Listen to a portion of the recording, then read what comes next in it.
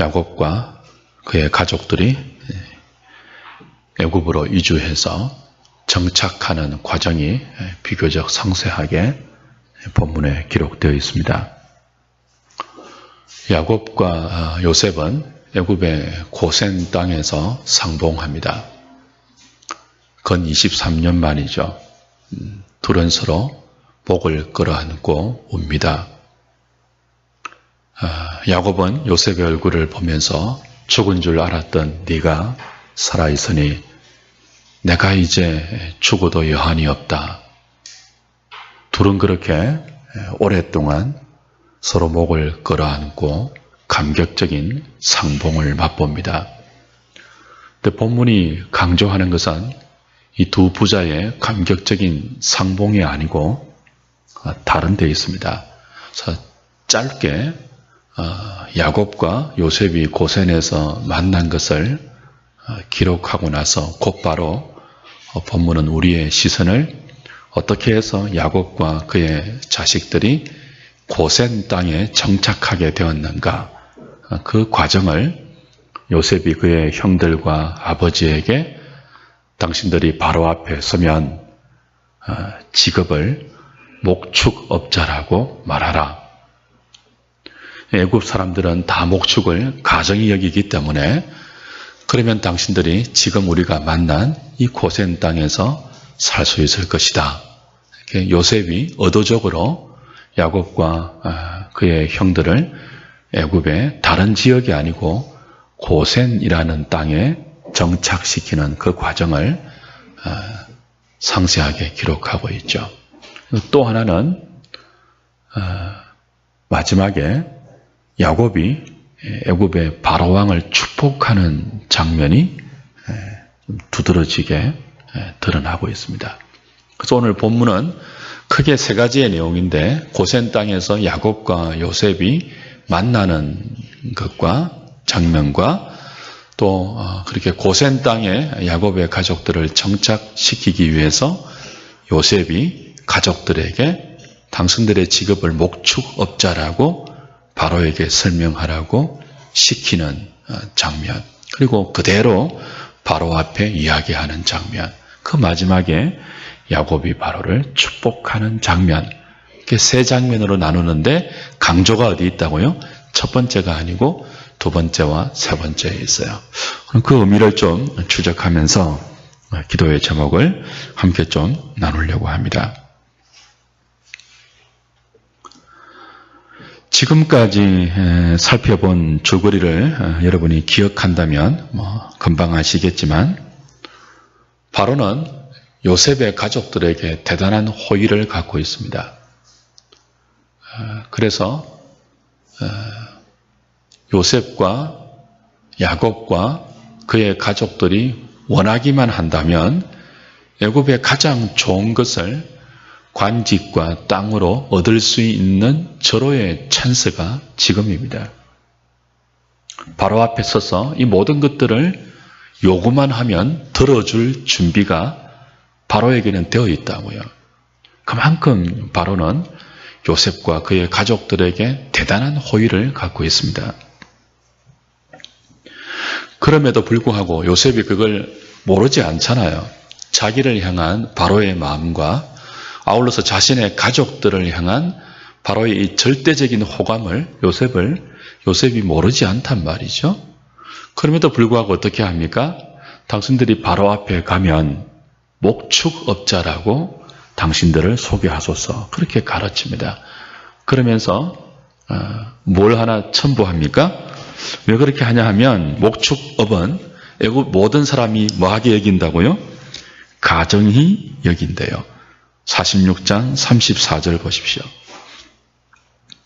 다시 33절 34절 보시면 바로가 당신들을 불러서 너희의 직업이 무엇이냐 묻거든 당신들은 이러기를 주의 종들은 어렸을 때부터 지금까지 목축하는 자들입니다.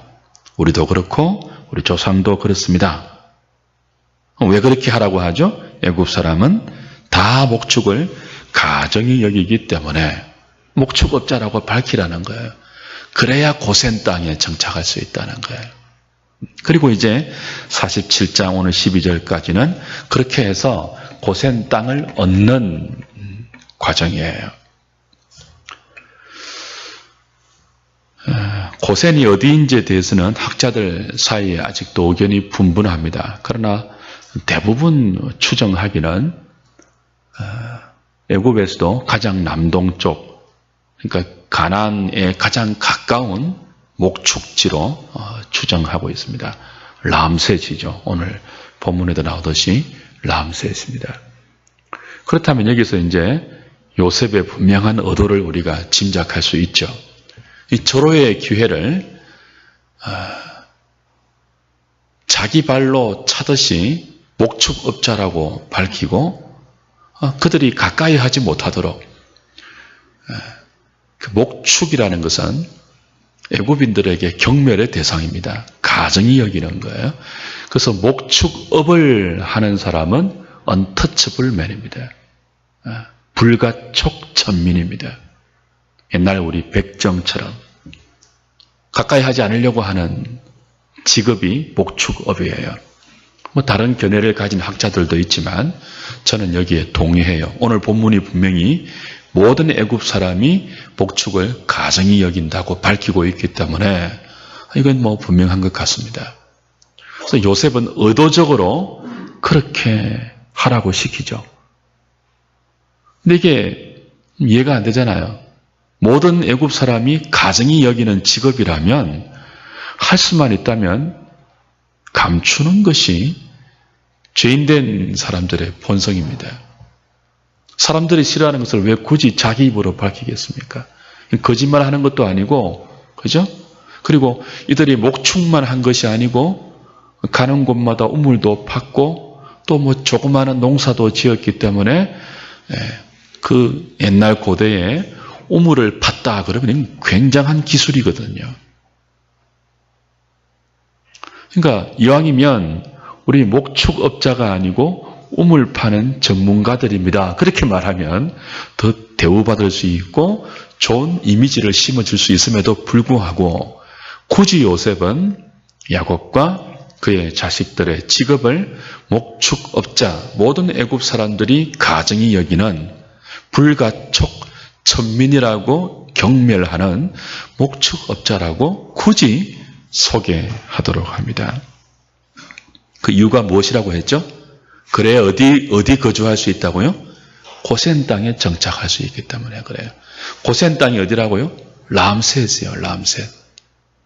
애굽 본토 이 중간 내륙 깊숙한 애굽의 모든 혜택과 애굽의 모든 편리함과 화려함을 누리기에는 너무 변방인, 비교적 물이 많고 그렇지만 그 목축하기에 좋은 땅이지 애굽의 모든 좋은 것을 누리는 중심이 아니에요. 고센은 애굽의 변방입니다.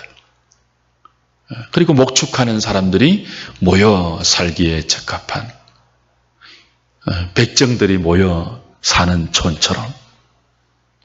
그래서 애굽의 그 주류가 언제나 멸시하고 거기 가까이 하지 않으려고 하는 그런 곳이 고센인데 요셉은 의도적으로 자기 가족을 거기에 정착시키죠. 이유가 뭐죠? 애굽은 영원히 살 곳이 아니라는 것을 알기 때문입니다. 그래서 언제인지는 모르겠지만 하나님이 다시 약속의 땅으로 돌아가라고 할 때 가장 빨리 돌아갈 수 있는 곳.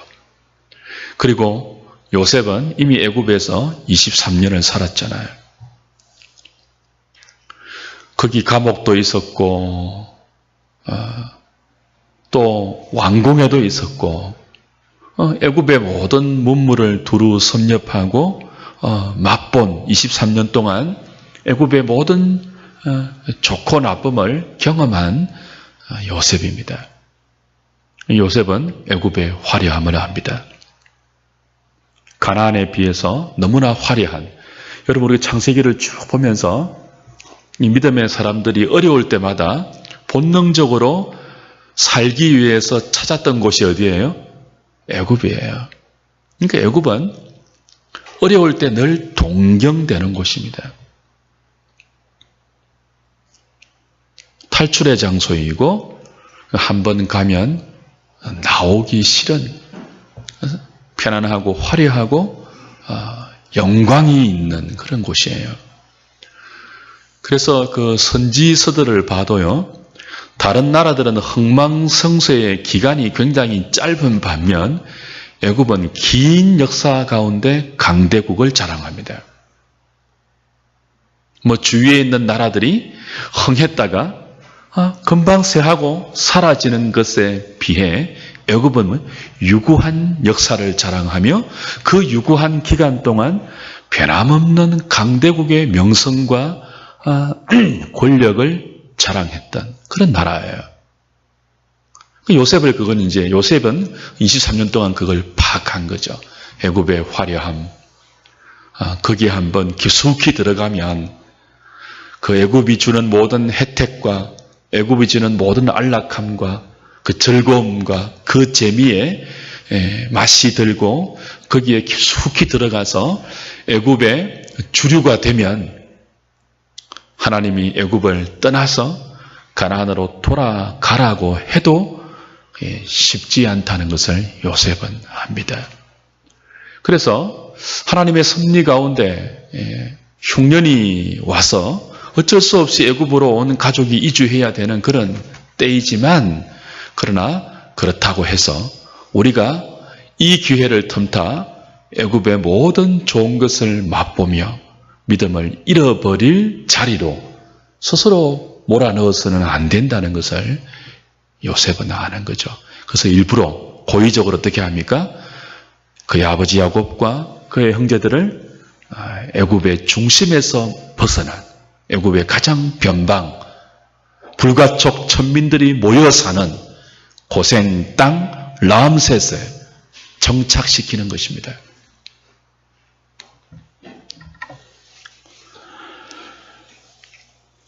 어쩌면 분리시키고 있는 거죠. 애굽의 주류와 애굽의 수많은 사람들과 요셉의 가족들은 참 가까이 하면 안 되는 비참한 사람들이야.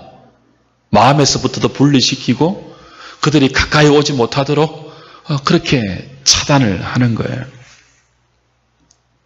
분리되어야 잘 떠날 수 있기 때문입니다. 그리고 가나안과 가까이 있어야 빨리 벗어날 수 있기 때문입니다.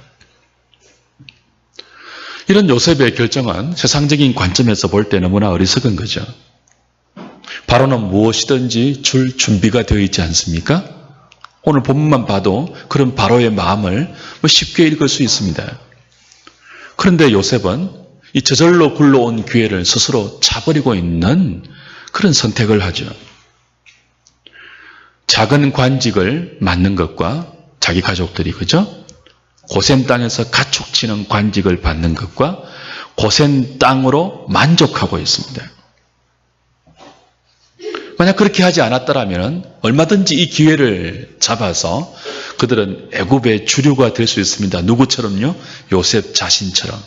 그러니까 요셉이 그렇게 시킨 것은요, 요셉도 이 흉년이 끝나면 고센 땅으로 돌아가 애굽 사람들이 천하게 여기는 목축업자로 돌아갈 준비가 되어 있다는 거예요.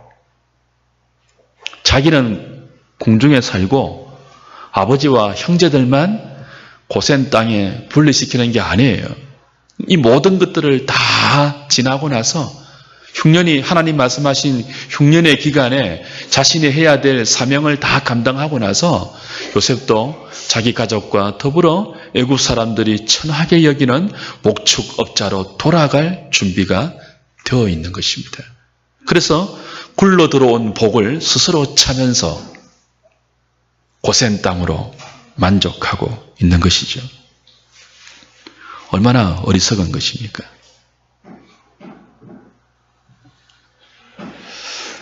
요셉은 알고 있기 때문에 이런 어리석은 결정을 했는데, 사랑하는 여러분, 오늘 우리의 삶에도 귀한 교훈을 주지 않습니까? 오늘 저와 여러분들이 본문을 보면서 꼭 하나 우리 자신들에게 던져야 할 질문이 그거예요. 가나안 땅이 우리에게 예표하는 천국, 약속의 천국. 요셉과 그의 가족들이 오늘 애굽에 깊숙이 자신의 몸을 던지지 않고 애굽의 변방인 고센에 머물면서 언제든지 하나님이 가나안으로 돌아오라고 할 때 애굽을 떠날 준비를 하는 것처럼 오늘 믿음의 사람으로 부름받은 저와 여러분들도 하나님이 보내신 이 애굽 같은 세상의 무대에서 얼마나 가나안이 상징하는 그 약속의 땅을 향한 기다림과 소망을 가지고 살아가는지를 돌아볼 필요가 있습니다. 우리가 정말 천국에 대한 소망이 있다면요. 그걸 정말 기다리는 믿음의 사람들이라면요. 세상 한복판에 깊숙이 뛰어들어서 거기서 우리의 능력과 우리의 소원과 우리의 모든 것들을 다 발휘해서 어떻게 하든지 여기에서 승부를 보고 끝장을 내겠다는 생각보다는 여력을 좀 남겨놓아야 돼요. 어쩌면은 고의적으로 절호의 찬스가 찾아오는 때도 어떤 찬스예요? 세상의 복판에 설 수 있는, 세상의 중심에 설 수 있는, 그래서 모든 스포트라이트와 지금까지 사람들이 동경했던 이 세상의 중심 애국, 강대국의 중심 애국, 그 최권력자인 바로가 줄 수 있는 절호의 기회를 스스로 차버리고라도 하나님이 부르시면 떠날 준비를 하는 사람들이 누구예요? 야곱의 후예들인 예수 믿는 사람들이에요. 이것을 아까 우리 박찬하 유사님도 기도 제목으로 주셨지만 이것이 바로 어떤 태도예요? 나그네의 태도예요. 나그네의 태도이죠. 행인의 태도예요. 나그네는 언제든지 본향을 향하여 돌아갈 준비를 하고 있습니다. 그래서 지나가는 길에 눈에 좋아 보이는 것을 다 누리려고 하지 않아요. 집으로 돌아갈 준비가 된 사람들이 나그네입니다. 본향을 향해 가다가 좋은 것이 얼마나 많이 보이겠습니까?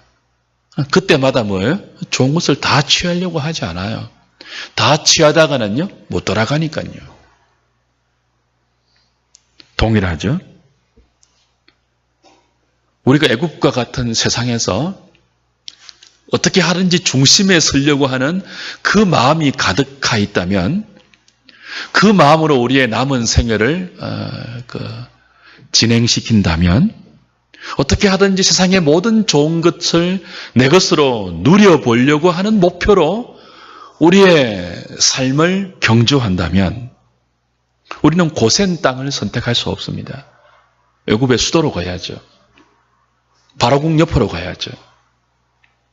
그렇게 해서 애굽에 잘 적응하면요. 애굽의 화려함에 취하게 되면요. 가나안은 더 이상 눈에 들어오지 않죠. 요셉은 그걸 간파한 거예요. 그래서 우리는 때로 우리에게 너무나 분명한 세상이 주는 혜택과 유익이 눈에 보이는 기회가 온다 할지라도 그것이 과연 우리에게 있는 천국에 대한 분명한 소망을 약화시키거나 우리의 믿음에 방해가 된다는 어떤 촉이 올 때, 그죠? 방해가 된다는 어떤 느낌이 올 때는 과감하게 다시 오지 않을 수 있는 절호의 기회를 스스로 차버릴 수 있는 결단이 때로는 필요합니다.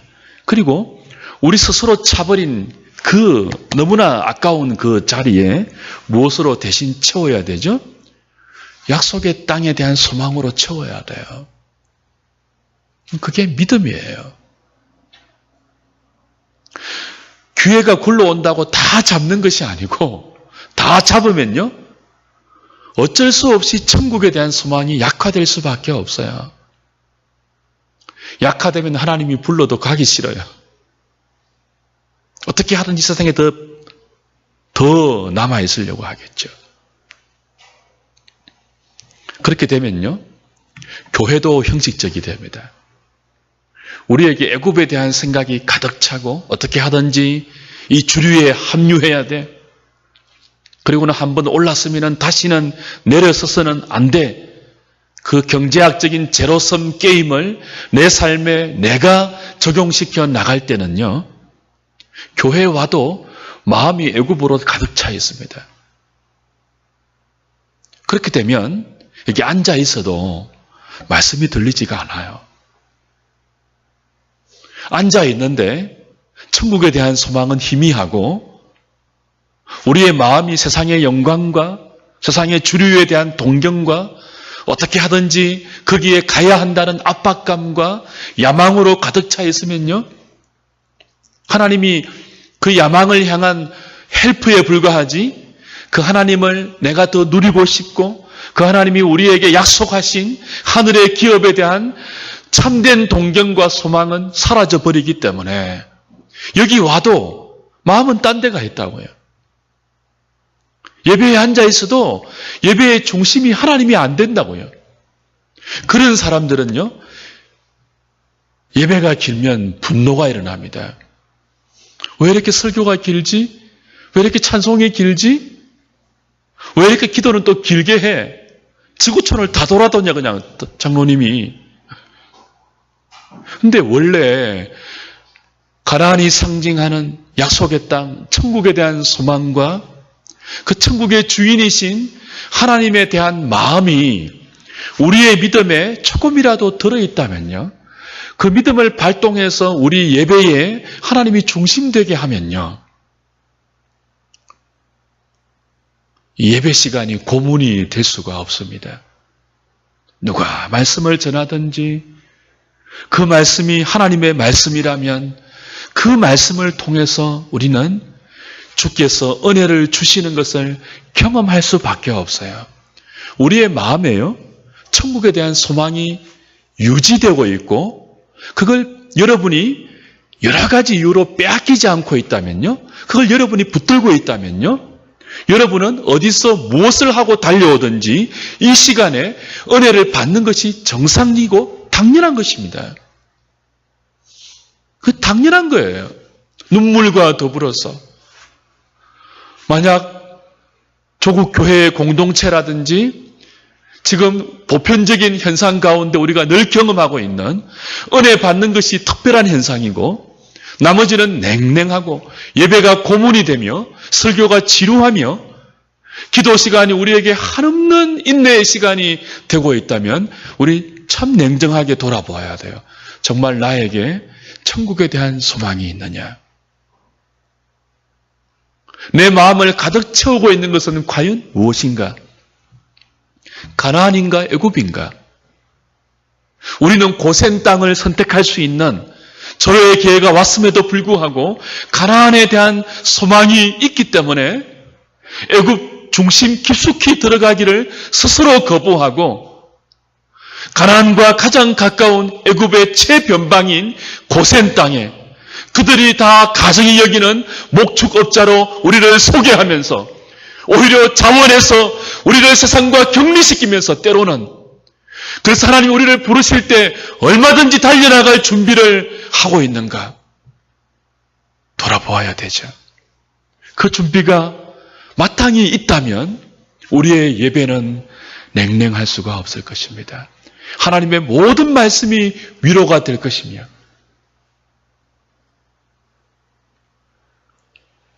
우리의 삶은 천국을 향한 새로운 힘을 얻는 시간으로 예배가 자리 잡게 되겠죠. 그렇게 될 때 교회는 너무나 소중한 공동체가 됩니다. 우리 지체들은 천국을 향해 순례하는 동반자입니다. 그저 한 주간에 한 번씩 나와서 얼굴을 보는 그런 정도가 아니고 가족이며 천성을 향하여 하나님이 나에게 함께 가라고 복으로 주신 긴 여정의 동반자입니다. 여행의 동반자가 있다는 것은 얼마나 큰 복입니까? 한 번뿐인 생애 가운데 천성을 향하여 새로운 길을 그때그때 우리는 말씀을 따라서 약도를 찾아가듯이 더듬어 가야 하는데 혼자 가는 것이 아니고 동반자가 있다면 그건 얼마나 큰 힘이고 소망이고 복입니까? 천국에 대한 소망이 우리 마음에 정상적으로 유지되고 그걸 우리가 붙들고 있다면 교회도 소중한 공동체이며 교회 가운데 있는 모든 지체들도 그렇게 소중할 수가 없는 거죠.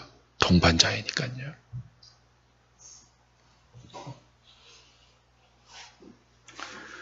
그렇게 되기 위해서는 오늘 요셉과 그의 가족들처럼 바로가 우리에게 정말 좋은 것을 다 줄 준비를 하고 그것을 다 준다고 해도 덥석 그때 다 받아 누려서는 안 돼요. 여러분, 이건 참 어리석게 보이죠. 무슨 목사가 저런 말을 하느냐. 기회를 놓치지 말아라. 그렇게 해야 될 건데 그냥 그 다 받아 먹으면요. 우리 인생이에요. 세상이 주는 바로는 세상의 왕이잖아요. 야곱은 하나님 나라의 대리왕으로 지금 표상되고 있단 말이에요.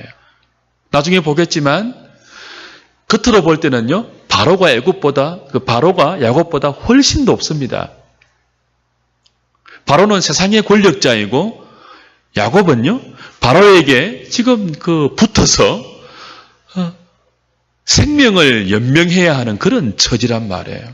바로가 호의를 베풀고 은혜를 베풀어야지 기근이 있는 가나안 땅이 아닌 양식이 있는 애굽 땅에서 살 수 있단 말이죠.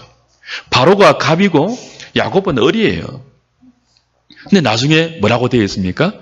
어린 야곱이 갑인 바로를 축복합니다. 놀라운 반전이 일어나요. 오늘 본문의 마지막에는.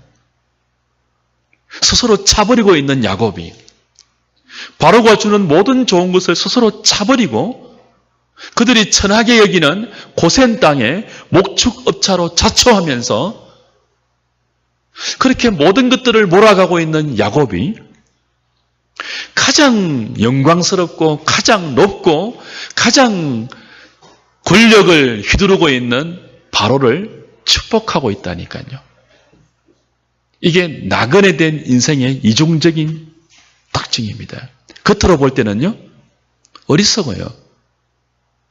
스스로 흘러온 복을 차버리고 있잖아요. 겉으로 볼 때는요, 피난민이에요. 겉으로 볼 때는요, 애굽 사람들이 가정이 여기는 목자들입니다. 목축업자들이에요. 근데 하나님 어떻게 하십니까?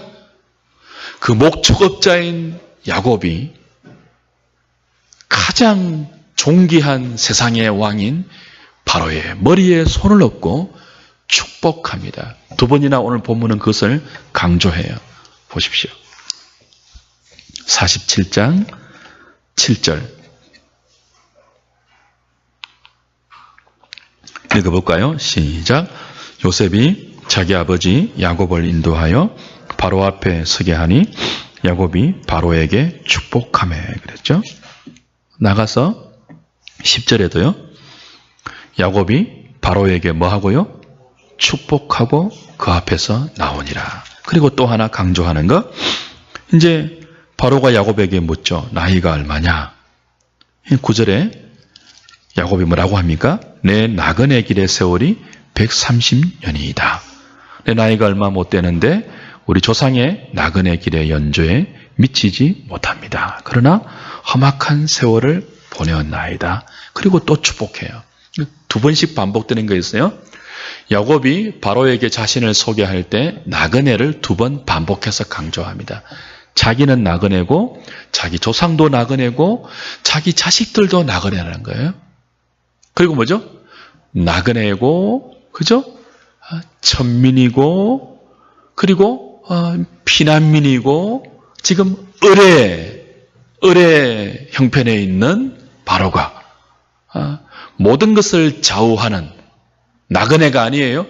궁중에 살며 모든 생사애탁권을 가지고 있는 것처럼 보이는 권력의 중심부에 있는 세상의 왕 바로를 두 번이나 뭐 하고 있다고요? 축복한다고요. 이게 이제 성도의 이중적인 특징입니다. 한편으로 볼 때는 스스로 굴러온 복을 차버리는 것 같은 어리석은 사람들이지만 그들은 스스로 자기를 나그네로 세상 앞에서 반포하고 삽니다. 스스로 자기들을 목축업자라고 소개하면서 그죠? 어느 정도 세상과 자기를 분리시켜 놓고 있습니다. 불가촉천민으로.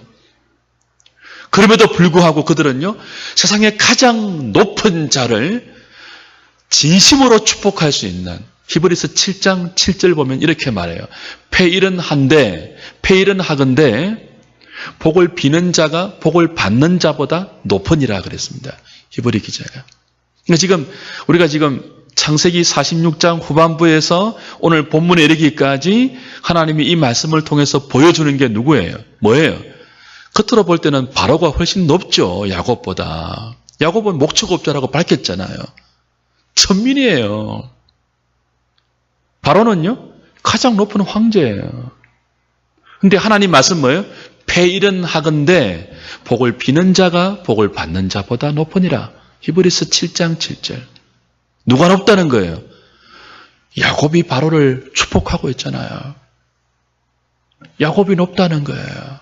나그네인데, 목축업자인데, 고센 땅에 있는데, 바로궁에 있는 바로를 천한 야곱이, 험악한 인생을 살았던 나그네 야곱이 복을 빌고 있다고요. 축복한다고요. 이게 성도의 특권입니다. 세상을 우습게 보죠. 우습게 본다는 표현이 좀 이상합니다만 바로를 부러워하지 않습니다. 바로 앞에 떨지 않습니다. 바로 앞에 주눅들지 않습니다. 이거 아무나 함부로 못하죠. 어떻게 목축업자가 감히 바로 앞에서 축복을 합니까? 이건 아무리 강신장이라도 그렇게 하기 힘들어요. 누가 할 수 있는 거예요?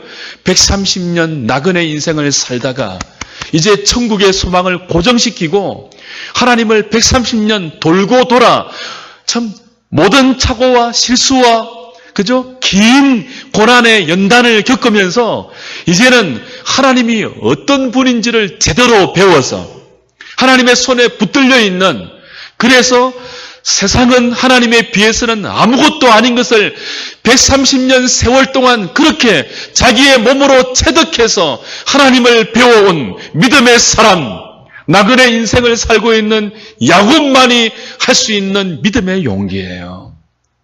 모든 세상 사람은 바로 앞에 벌벌 떠는 그 자리에서 바로를 축복하죠.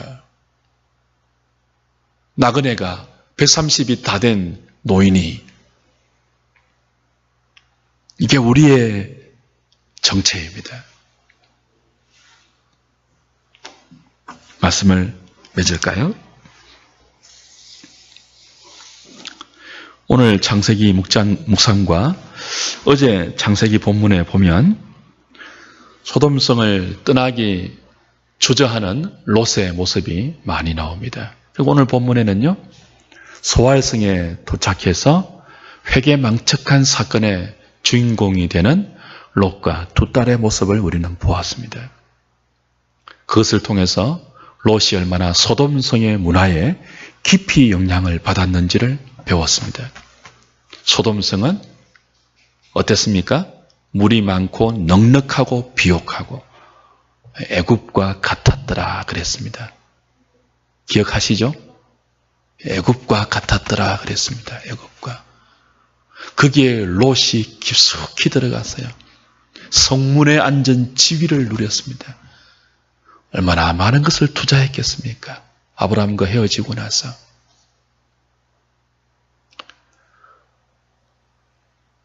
천사들이 방문했을 때 소돔성 모든 사람들이 나와서 내어놓아라고 난리를 쳐서 소돔성의 그 실상을 똑똑히 파악하고도 그리고 천사들을 통해서 하나님이 이제 이 성을 불로서 심판하신다. 빨리 나가라.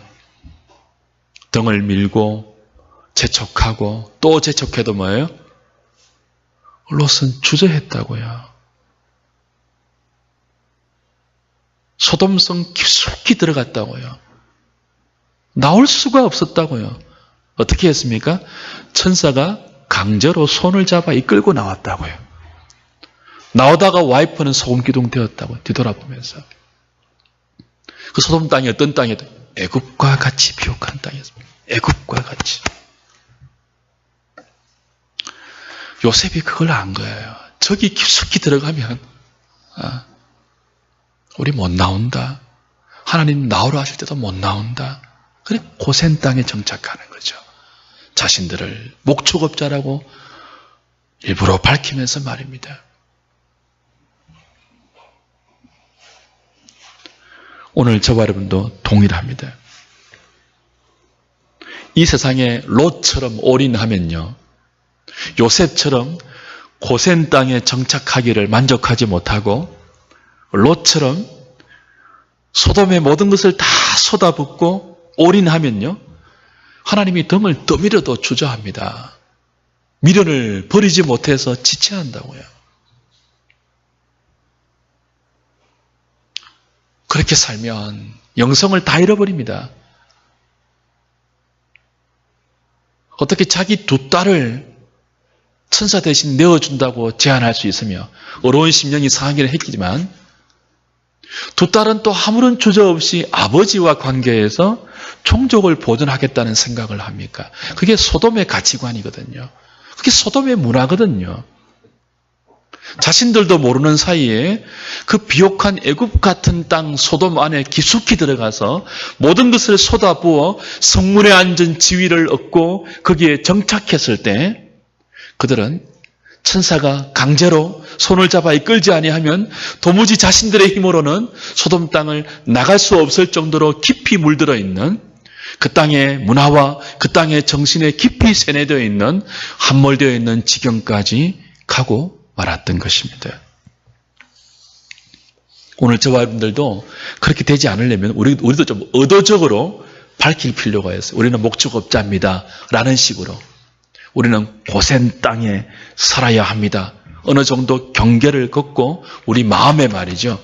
우리 마음의 경계를 걷고 세상이 제시하고 세상이 소리치면서 우리에게 이것만은 붙들어야 된다고 말하는 모든 것들로 여러분의 마음을 다 채워서는 안 됩니다. 여러분의 마음에 천국에 대한 소망의 칸을 남겨놓으십시오. 그리고 그것만은 무엇을 대가로 해서라도 지켜내십시오. 그래야지만 하나님이 오라고 하실 때 아멘 하고 갈 수 있습니다. 그래야지 우리는 이 땅에 남겨놓은 주님의 교회의 가치를 알면서 우리가 예배하는 것이 얼마나 귀한 것이며 지체들이 하나님이 묶여주신 얼마나 복된 사람들인 줄을 알고